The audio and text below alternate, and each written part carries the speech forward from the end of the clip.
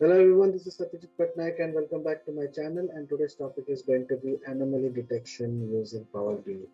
In one of my previous videos, I talked about the time series forecasting using Power BI. I talked about some of the algorithms which is used in time series forecasting.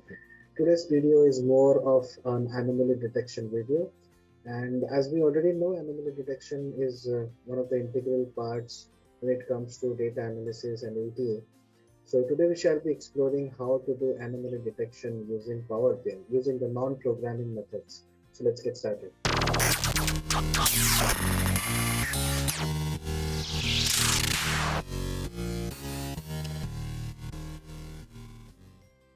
So for today's video, I have already downloaded the air quality dataset. I'll link the dataset.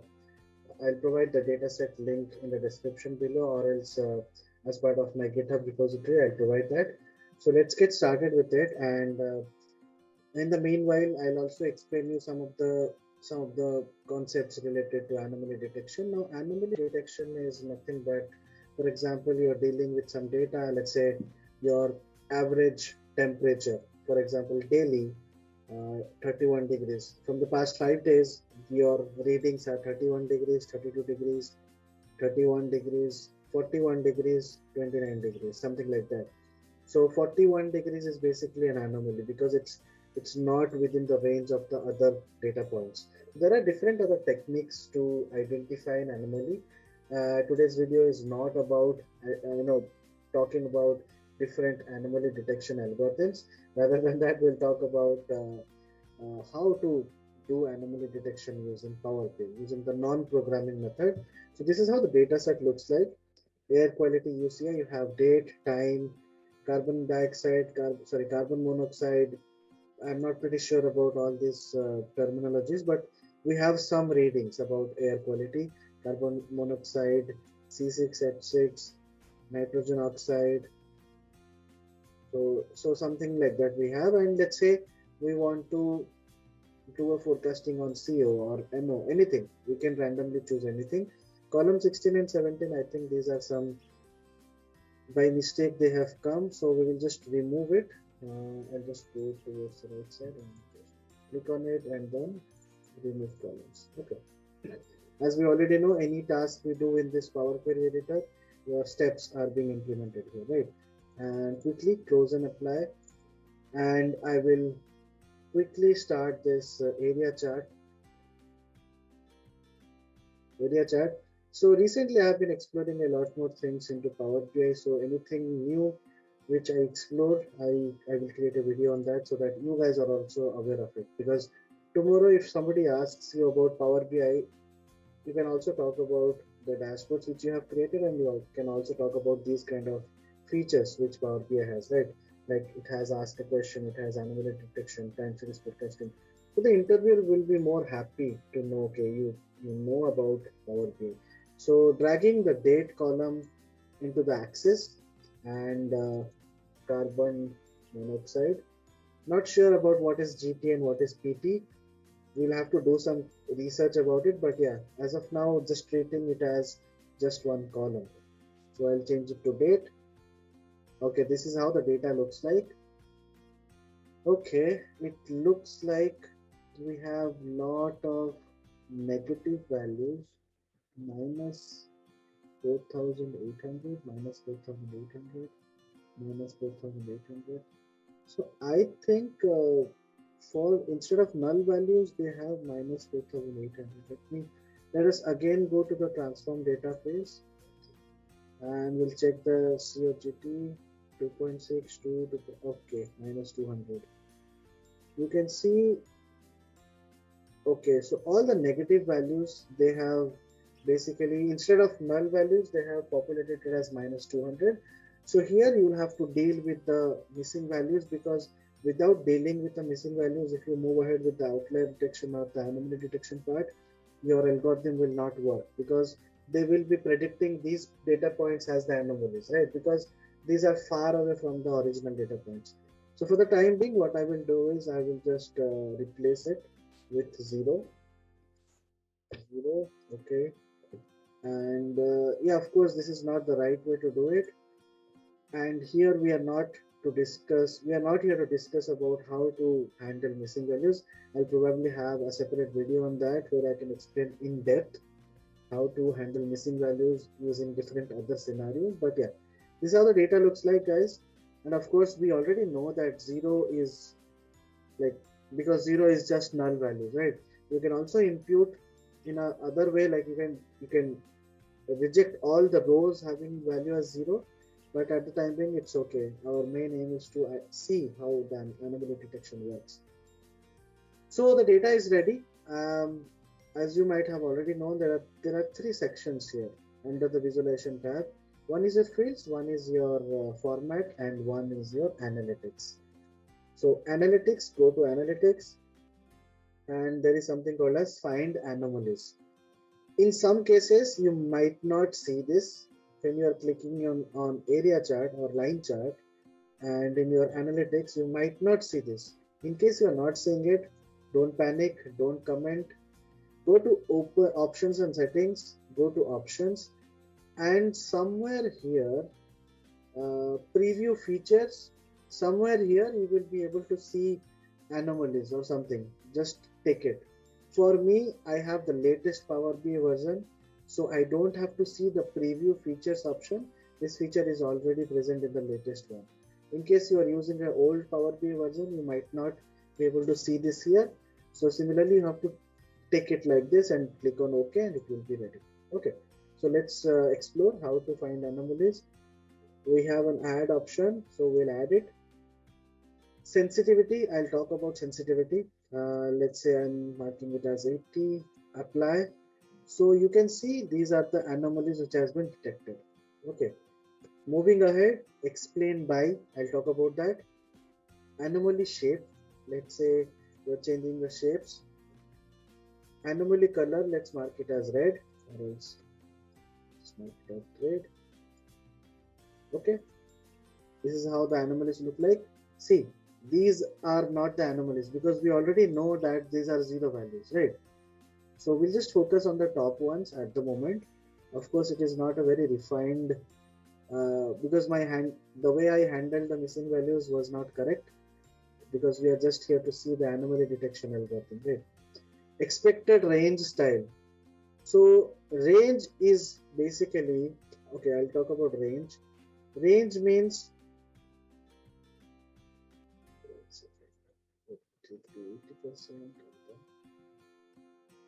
expected range color. Let's mark it in red. So you can see, I cannot zoom it.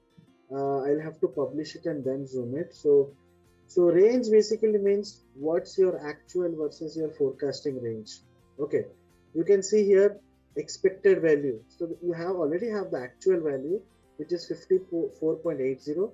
You also have a forecasted value. So internally, your anomaly detection also is calling a forecasting model.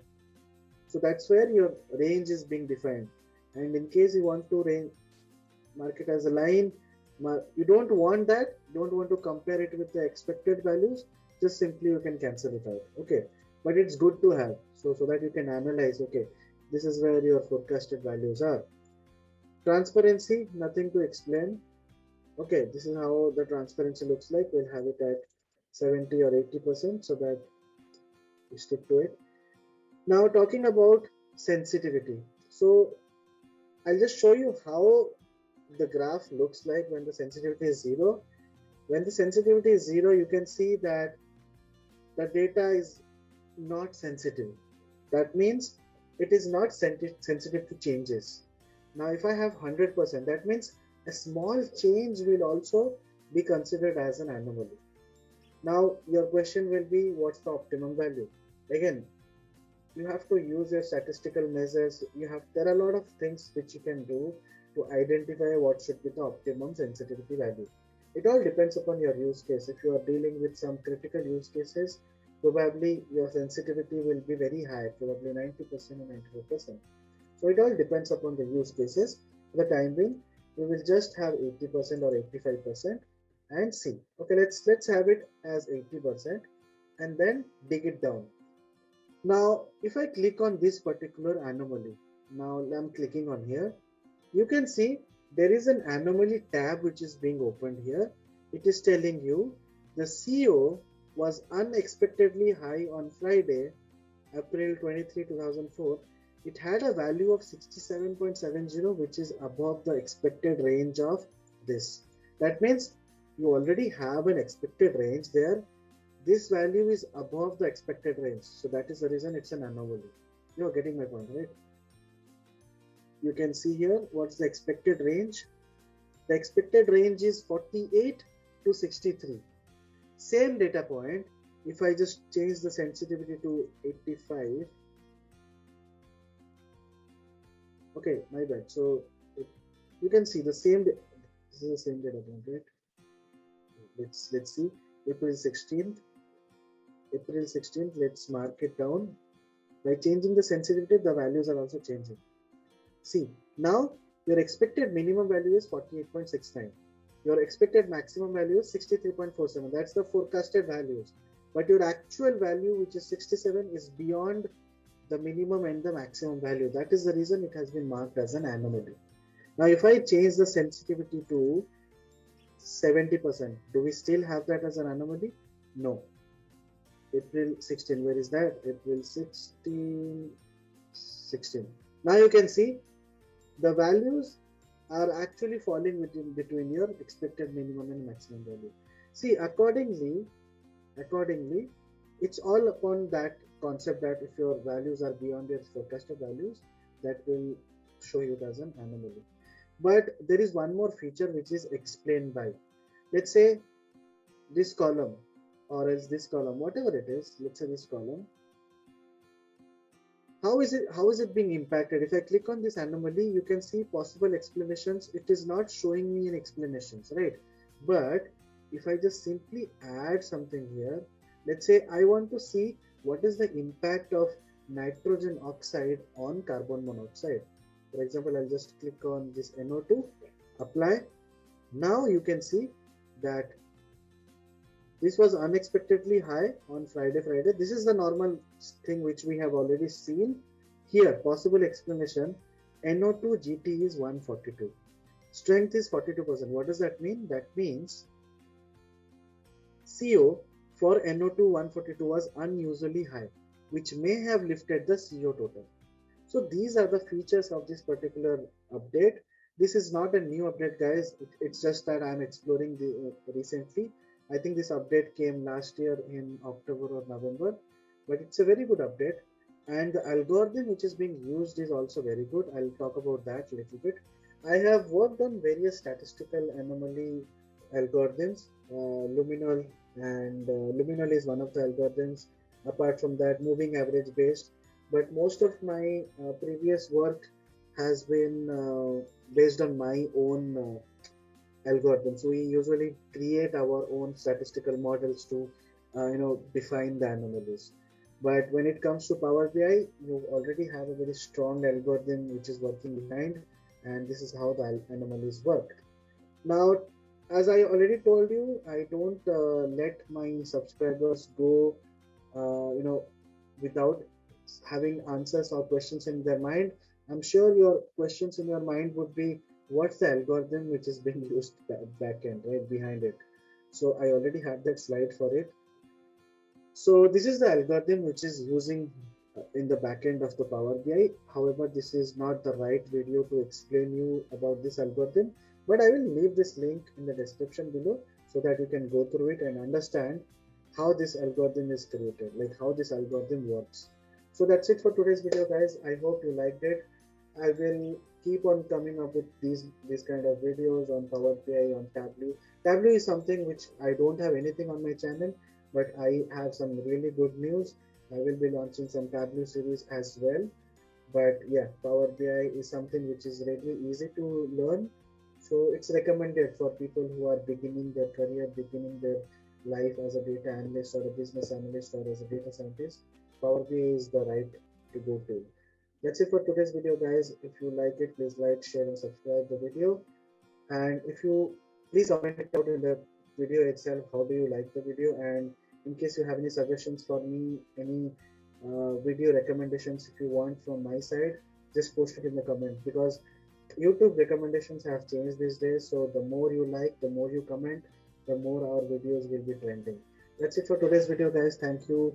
Lots of love and bye bye.